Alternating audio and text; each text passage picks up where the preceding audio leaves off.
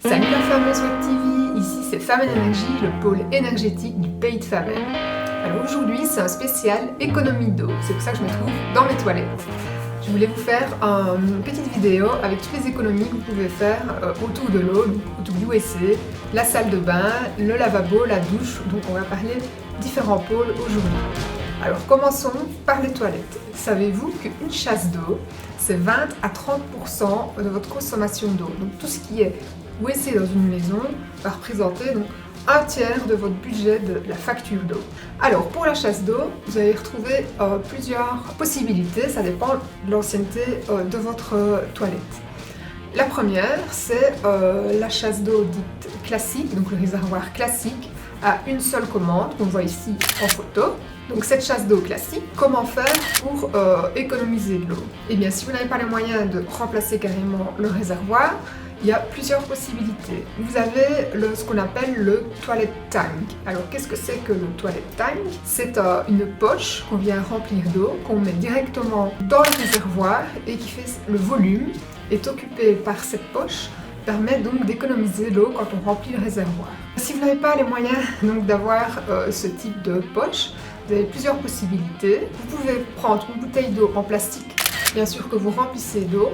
Donc une bouteille d'eau comme ceci par exemple, vous allez la remplir et vous allez la mettre entièrement dans votre réservoir. Ça va faire exactement le même effet que le toilet tank. Si vous n'avez pas de bouteille d'eau, vous pouvez aussi utiliser par exemple ce genre de bac congélation qui vont faire le même effet. Donc ça va remplir le volume de votre réservoir et ça va permettre de mettre moins d'eau dans votre réservoir dit classique.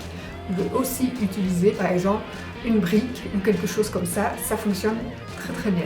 Sachez qu'un réservoir classique c'est 9 litres d'eau par chasse, donc ça peut vite faire une consommation. Si on va aux toilettes 4 fois par jour par exemple, ça fait 36 litres d'eau par jour, rien que pour les toilettes pour une personne.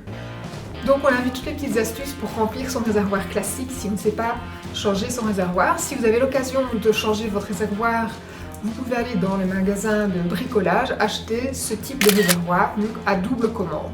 Alors pourquoi une double commande? Une double commande, vous allez déjà gagner 40 à 60% sur votre facture d'eau. Ici je me trouve par exemple sur un double commande encastré, donc c'est le même principe, d'un côté un petit peu plus moderne.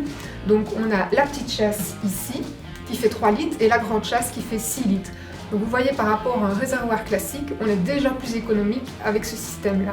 Si vous voulez encore aller davantage dans l'économie d'eau, vous pouvez opter aussi pour raccorder tous vos WC sur la citerne d'eau de pluie si vous avez une citerne d'eau de pluie ou si vous avez la place pour en mettre une si vous êtes dans une construction ou une grosse rénovation. Donc ce type de chasse va permettre d'économiser 40 à 60% donc sur votre facture d'eau. Pour la citerne d'eau de pluie, sachez que sur un an, vous pouvez économiser plus ou moins 10 000 litres rien que pour le poste des chasses d'eau, donc rien que pour le poste WC.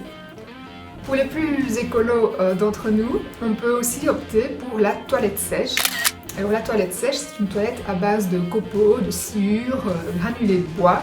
Donc il n'y a vraiment pas d'utilisation d'eau à ce moment-là, c'est une économie totale de l'eau. Et vous avez aussi l'avantage de donner une deuxième vie à votre sciure et vos déchets en compostant cela soit sur vos plantes, vos plantations ou votre jardin.